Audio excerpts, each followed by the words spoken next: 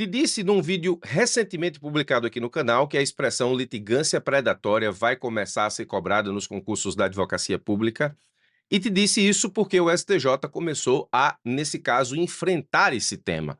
Isso começa no informativo 801 e, nesse caso, o informativo 801 não tem somente uma referência à expressão litigância predatória, mas duas. O vídeo anterior eu tratei, ou no vídeo anterior eu tratei sobre o que é litigância predatória e o que o Poder Judiciário tem feito para tratar desse problema, que traz muitas mazelas estruturais para o Poder Judiciário.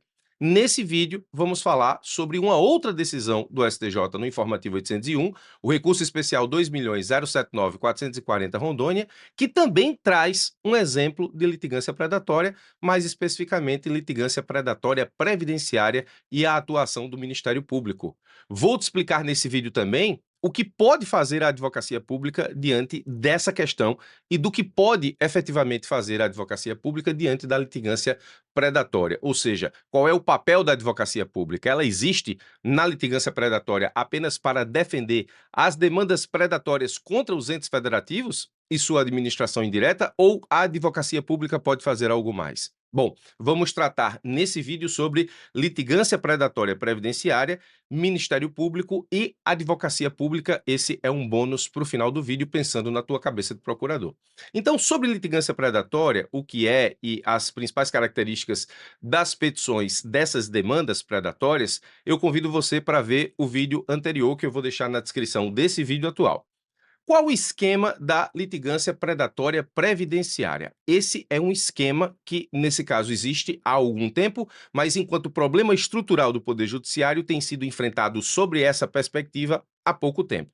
O esquema é esse, ó: encontrar idosos em situação de vulnerabilidade financeira, convencê-los a assinar contratos de representação judicial para lides previdenciárias com honorários contratuais abusivos e iniciar processos com base na litigância predatória. Nós temos, portanto, aqui um esquema onde escritórios de advocacia procuram idosos em situação de vulnerabilidade financeira, convencem esses idosos de que eles supostamente têm uma pretensão jurídica plausível de, por exemplo, revisão de aposentadoria, e, nesse caso, nesse convencimento, esses idosos acabam assinando contratos de representação judicial e são cobrados, nesses contratos, honorários contratuais abusivos. Não são honorários de sucumbência, porque, nesse caso, honorários de sucumbência são decorrentes da relação processual, quando vitorioso o autor e, portanto, os honorários de sucumbência são pagos pelo perdedor da ação aos advogados do autor. Não são desses honorários que estamos tratando dos honorários contratuais, que são aqueles honorários firmados na relação contratual de representação judicial do autor para com o seu advogado. E aí, convencidos os idosos de que estão diante de uma pretensão jurídica plausível, eles assinam esses contratos de representação judicial e aí esses escritórios de advocacia iniciam as demandas predatórias junto ao Poder Judiciário. Então, esse é o esquema da litigância predatória previdenciária. O Ministério Público ajuizou uma ACP diante desse cenário para anular contratos advocatícios e os respectivos honorários contratuais do esquema da advocacia predatória previdenciária, e o STJ ele teve que decidir se o Ministério Público tem ou não legitimidade para o ajuizamento dessa ACP. Então, é disso que se trata o recurso especial 2.079.440 Rondônia. Se o Ministério Público tem legitimidade para o ajuizamento de uma ação civil pública para discutir a legalidade dos contratos de representação judicial assinados por esses idosos em situação de vulnerabilidade financeira e para discutir a legalidade desses honorários contratuais no esquema da advocacia predatória previdenciária. Bom, primeira coisa que você pode se perguntar, e que o STJ nos respondeu nesse julgado, é o seguinte: professor, isso não seria um direito individual do idoso? Ou seja, o idoso que está nessa relação abusiva no que diz respeito a essa advocacia previdenciária, ele não teria que, portanto, procurar um advogado e entrar com a ação anulatória deste contrato de representação?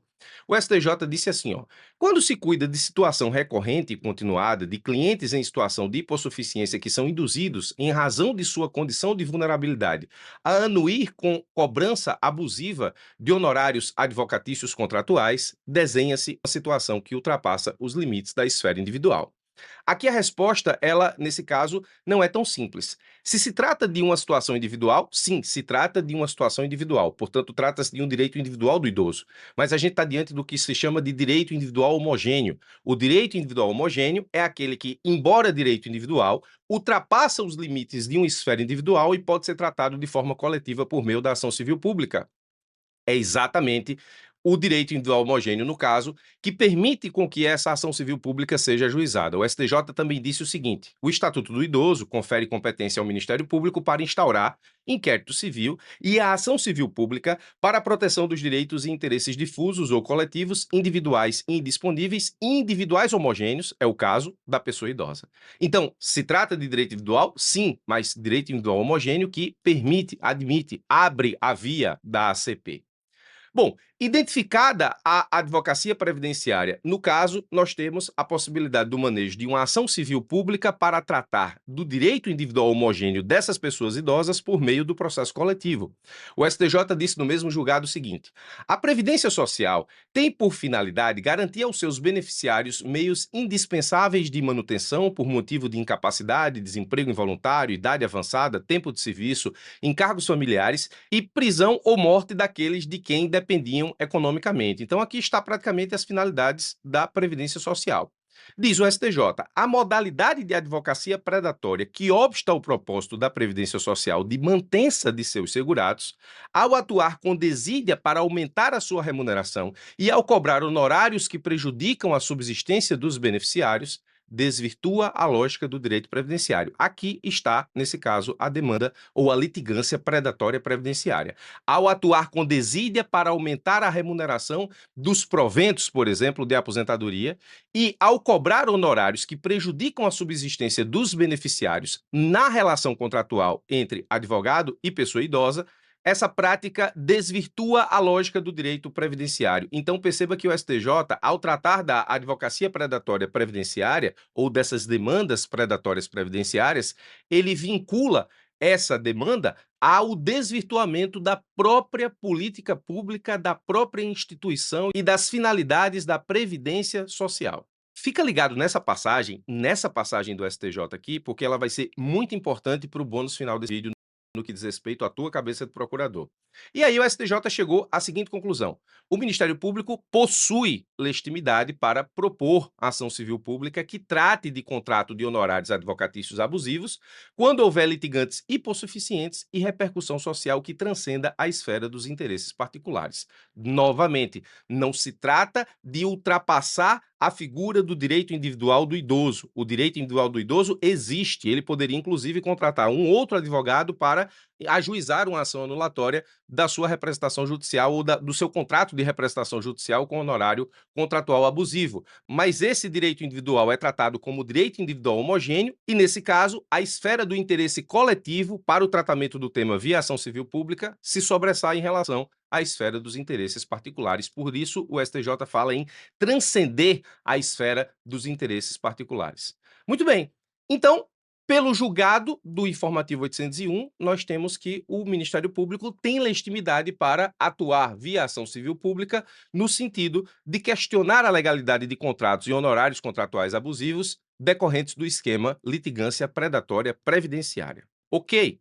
O bônus para a tua cabeça de procurador é, nesse caso, analisar isso sob o viés e sob a ótica da advocacia pública, que é o que eu faço aqui no canal, mas faço de forma muito mais completa lá no Clube Cabeça de Procurador. Se você quiser mais informações sobre o Clube Cabeça de Procurador e o que ele pode lhe proporcionar nas provas da advocacia pública, veja o primeiro comentário desse vídeo, ok? Muito bem. Para a tua cabeça de procurador, você pode exatamente estar perguntando o seguinte: professor, e a advocacia pública, ela poderia ajuizar essa ação civil pública? Bom, que o Ministério Público pode, a gente já viu pela decisão do STJ. Mas o objetivo aqui é analisarmos tudo sob a visão da Fazenda. A Fazenda poderia ajuizar essa ação civil pública? Basicamente, a pergunta é o seguinte: a Fazenda Pública pode ajuizar uma ação civil pública para tratar de direito individual homogêneo de idoso? O STJ já respondeu essa questão. Respondeu essa questão por meio desse julgado aqui, ó. Recurso especial 1.509.586 Santa Catarina, informativo 626 do STJ. O STJ disse assim, ó: da presumida pertinência temática e representatividade adequada dos entes políticos. Atenção, Presta atenção. Aqui estamos falando sobre União, Estados, Município, DF, entes políticos, ou seja, administração direta. Diz o STJ, quanto aos entes políticos da administração direta, que têm o poder, dever ou dever-poder de defender o interesse público, não se questiona sua pertinência temática ou representatividade adequada por serem presumidas. De fato, ainda que o artigo 5º da Lei da Ação Civil Pública não tenha delimitado com clareza a existência da pertinência temática e da representatividade adequada em relação aos legitimados nela previstos, é certo não existirem dúvidas de que estão fora dessa questão os demais colegitimados, Ministério Público e entes políticos, posto ser inquestionável que, dentre suas finalidades institucionais, está a proteção de valores fundamentais como o patrimônio cultural e ambiental, o erário público, a defesa coletiva dos consumidores. Aqui a questão é sobre consumidor. Muito bem. Nos termos da jurisprudência do STJ, temos que o município tem legitimidade ad causam para ajuizar a ação civil pública em defesa de direitos consumeristas, questionando a cobrança de tarifa bancária. Aqui o exemplo é muito parecido. Nós temos direito individual homogêneo de consumidor questionando, por exemplo, a abusividade de cobrança de tarifas bancárias. Aqui, nesse caso, inclusive, é direito do consumidor, direito privado.